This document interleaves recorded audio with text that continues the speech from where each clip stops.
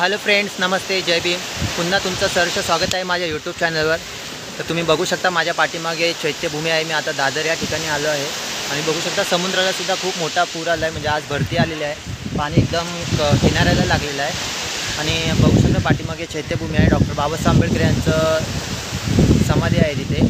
आणि आज इथे मी आलो कारण 15 ऑगस्ट आहे. 15 ऑगस्टची परेड प्रॅक्टिस होती आज. समता सैनिक दलामध्ये मी कार्यरत आहे आणि आज 15 ऑगस्टची प्रॅक्टिस होती. आणि प्रॅक्टिस झाल्यानंतर आता 15 मिनिट ब्रेक आहे, परत प्रॅक्टिस सुरू करणार आहे. तर थोडा तुम्हाला मी चैत्यभूमीचा आजूबाजूचा परिसर वगैरे दाखवतो.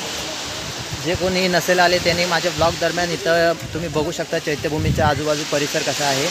आणि बघू शकता समुद्र. आणि हा तो परळी सी लिंक आहे, जो आपल्या भारतामधील सगळ्यात मोठा सी लिंक आहे.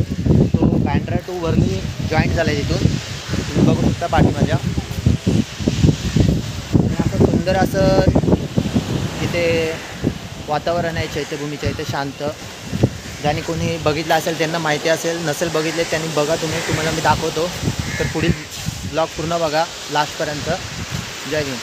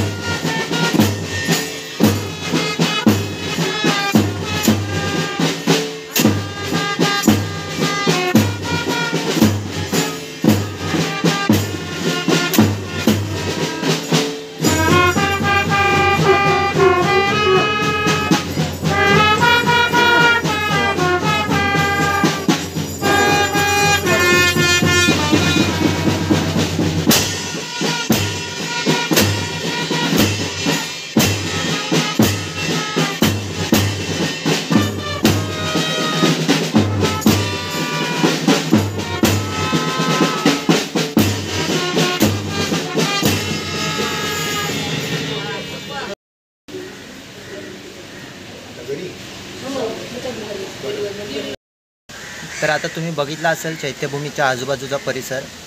आणि आता 15 मिनटं झाले. आता आमचं परेड सुरू होणार आहे.